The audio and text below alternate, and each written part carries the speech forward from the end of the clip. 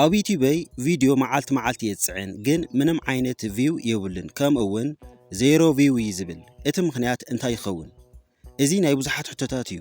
ብተወሳኺ ዩቲዩብ ባዕሉ ንኽፈልጥ እንደኸ እንታይ ክገብር ኣለኒ? ኣብ መወዳእታ ናይ ዩቲዩብ ሴቲንግ ኦን ወይ ድማ ኦፍ ክንገብሮም ዝግብእና ምልክታት ስለ ዘለው እዩ ዜሮ ቪው ዝብል ዘሎ ዝብሉ ሕቶታት ክምልሰልኩም የመጽእ ዘለኹ ኽብራት ተኸታተልተይ። ስለዚ እንተ ደኣ ነዛ ቪድዮ እዚኣ ትርእይዋ ሃሊኹም ነዛ ሓንቲ ሰከንድ ዘይትወስድ ላይክ ብምጥዋዕ ጀምርዋ። ምኽንያቱ ናብ ብዙሓት ሰባት ክትበጽሕን ሰባት ክትቆምላን ከምኡውን ሳብስክራይብ ዘይገበርኩም ወይ እውን ነዛ ቻናል ሓደሽቲ እንተ ደኣ ኮንኩም ድማ ሳብስክራይብ ብምግባር ቤተሰብ ኩኑ። ምኽንያቱ ከምዚ ዓይነት ቪድዮ ኣብ ዝፍንወሉ ሰዓት ብቐጥታ ክመጸኩም ምእንታን። ስለዚ ሕጂ ግዜ ንዘይምጥፋእ ናብ ጉዳይና ንእቱ ኽብራት ተኸታተልተይ። ስለዚ ክብራት ተኸታተልተይ ሕዚ ብቐጥታ ናብ እየ ክወስደኩም ናብ ክሮም እየ ክወስደኩም። ነዛ ክሮም ሓንቲ ግዜ ጠውቕዋ። ንሳ ምስ ጠወቅኩማ ብቐጥታ ናብ ከምዚ ዓይነት ኢንተርፌስ እያ ትምፀኩም። ኣብዛ ናይ ሰርች ኦር ታይፕ ዩአር ትብል ኣብዚኣ ትጠውቕዋ።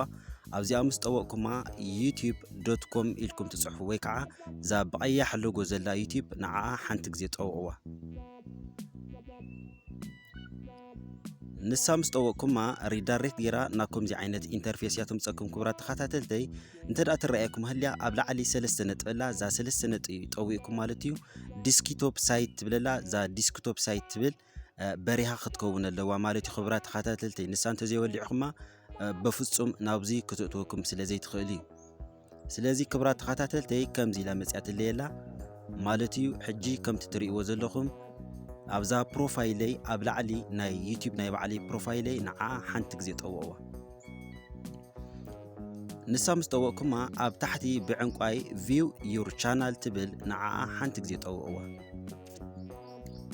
ንሳ ምስ ጠወቅኩማ ሪዳይሬክት ጌራ ናብዚ ተምፀጉመላ ማለት እዩ። ናብ ከምዚ ዓይነት ገጽታ ከስተማይዝ ቻናል ትብለላ። እንተ ደኣ ትረኣየኩም ሃልያ ኣብዚኣ ምልክት ክገብረልኩም እየ ንዓኣ ሓንቲ ግዜ ጠውቕዋ። ንሳ ምስ ጠወቅኩማ ክብራት ተኸታተልተይ ብቐጥታ ከምዚ ጌራ ናብዚ ዳሽቦርድ እዚ ተምፀኩም ማለት እዩ ክብራት ተኸታተልተይ።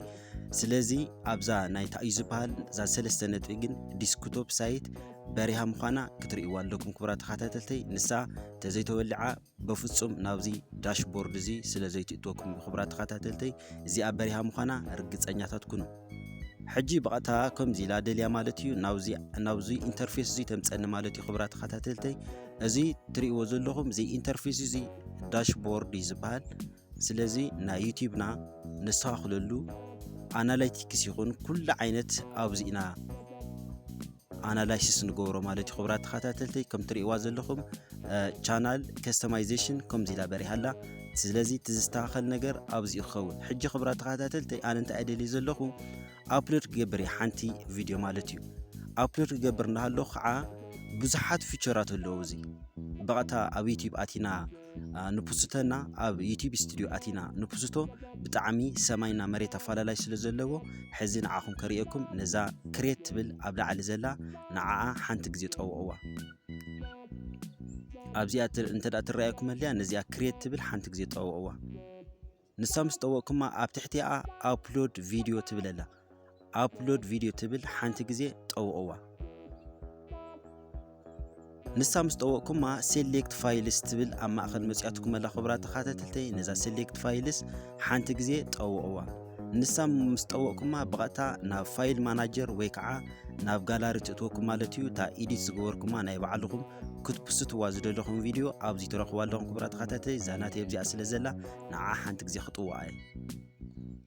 ንሳ ምስ ጠወቅኩማ ከም ትርእይዋ ዘለኹም ከይዳ ኣላ ማለት እዩ ኣፕሎድ ትኸውነላ። ስለዚ ከምዚ ዓይነት ገጽታ ብቐጥታ ተምፀልኩም ኣላ። ሕዚ ኣብ ላዕሊ እንታይ ይብለሎ ዲቴይል ዝብለሎ። ኣብዚ ዲቴይል ውርድ ኢልኩም ታይትል ሪኳየርድ ዝብለሎ። እዚ ታይትል ነቲ ቪድዮኹም ዝውክል ታይትል መሪፅኩም ክትጽሕፉ ኣለኩም ማለት እዩ ክብራት ተኸታተልተይ። ካብ ታይትል ቀፂሉ ከዓ እንታይ ዝብለሎ ዲስክሪፕሽን ዝብለሎ። ዲስክሪፕሽን ዝብል እውን ብዛዕባ ነቲ ዩቲዩብኩም ነቲ ቪድዮኹም ዝገልጽ ዲስክሪፕሽን ኣብዚ ክትጽሕፍሉ ኣለኩም ክብራት ተኸታተልተይ። ብምቕጻል ከዓ ኣብ ታሕቲ እንታይ ዝብለሎ ታምብኔልስ ዝብለሎ። ኣብዚ ታምብኔልስ ኣፕሎድ ፋይል ዝብል እዛ ሽፋን ናይ ቪድዮኹም ኣብዚ ኣብ ጋላሪ እንተ ደኣ ቀሚጥኩማ ኮንኩም ኣነ ኣብዚኣ ስለ ዝቐምጣ ንዓኣ ብቐጥታ ኣብ ጋላሪ ኣቴ ኣልሸ ማለት እዩ። ንዓኣ ብቐጥታ ኣብዚኣ ደልየ ማለት እዩ። يوتيوب أتحزو سبسكرايبكم عبي تبللا نعا إيديت كير سلا زقمطكوا نعا حنت غزي يطو اما لتي خبرات تخاتلتي كم تريو زلهم طوي ايالخو سلازي ابلود فايل تبللا انت داي زرايكم هاليو سلازي ابلود كوينالا حجي بقى تنابي خوسدكم شو مور زبلني نزا شو مور تبل حنت غزي كليك غبروا نسا كليك مس غبركم ما كم دي عينت فيتشوريتات يمصلكم مالتيو معات فيتشوري زلو ابزي حجي انت اخريكم دلي اون ወይ ድማ ኦፍ ክንገብሮም ዝግብኡና ኣብዚ ማዓት ነገር ይዘሎ ስለዚ ክብራ ተኸታተልተይ ብደንብ ጌርኩም ተኸታተልኒ ኣብዚ ሕዚ yes it is made for kite no it is not made for kite ዝብለሎ ክብራ ተኸታተልተይ no it is not made for kite ዝብል በሪሃ ምዃና ርግፀኛታት ኩኑ ምክንያቱ እንሳን ተብሪኹም ኩሉ ዓይነት ሳብስክራይብ ይኹን ኮሜንት ይኹን ኩሉ ይዝመፀልኩም ኣብ ታሕቲ እንታይ ይብለሎ automatic chapters ዝብለሎ ንዕኡ ምውላዕ የለኩምን ኦፍ ግበርዎ ብመቐጻል ኣብ ታሕቲ እንታይ ይብለኩም ኣሎ ኣውሎ automatic places ዝብለሎ ንሳውን ተወሊዓ ምዃና ብደንብ ጌርኩም ረአይዋ ብመቐጻል ከዓ ኣብ ታሕቲ ሸርተት ተቢልኩም ወርድዎሞ ኣብ ታሕቲ እንታይ ዝብለሎ ይመስለኩም ታግስ ዝብለሎ ታግስ ዝብል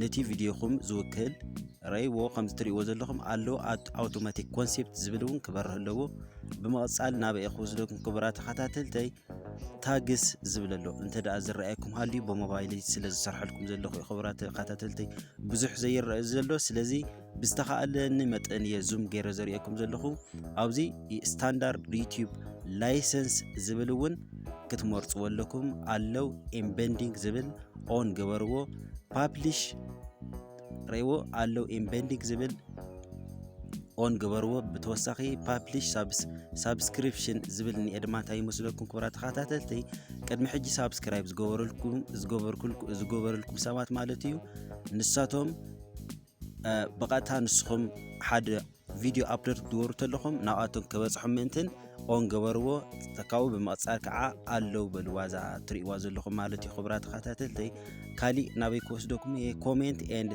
ሬቲንግስ ዝብለሎ ስለዚ ኣብዚ እንታይ ኢና ክንርኢ ሞዴሬሽን ዝብለሎ እንተዳ ዝረአየኩም ሃልዩ ኣብዚ ሞዴሬሽን ዝብል ሓንቲ ግዜ ጠውቕዋ ስለዚ ንሳ ምስ ጠወቅኩማ ብዙሕ መማረፂ ዘምፀልኩም ማለት ይኹም ትሪእዎ ዘለኹም እነን ዝብለሎ ቤዚክ ዝብለሎ ስትሪክት ዝብለሎ ሆልድ ኦል ዝብለሎ ስለዚ ቤዚክ ኢልኩም ኢኹም ትመርፅዎ ክብራ ተኸታተልተይ እዚኣ ቤዚክ ኢልኩም ሰሌክት ገበርዋ ሕጂ ናበይና ክንከይድ ክብራ ተኸታተልተይ ከም ትሪእዎ ናብ ታግስ ኢና ክንከይድ ታግስ ማለት ነቲ ቪድዮና ብጣዕሚ ኣብዚ ከም ትሪእዎ ዘለኹም ናበይ ክወስደኩም ክብራ ተኸታተልተይ በቐታ ኣብዚ እንተዳ ትረአየኩም ሃልያ ማለት እዩ ካታጎሪ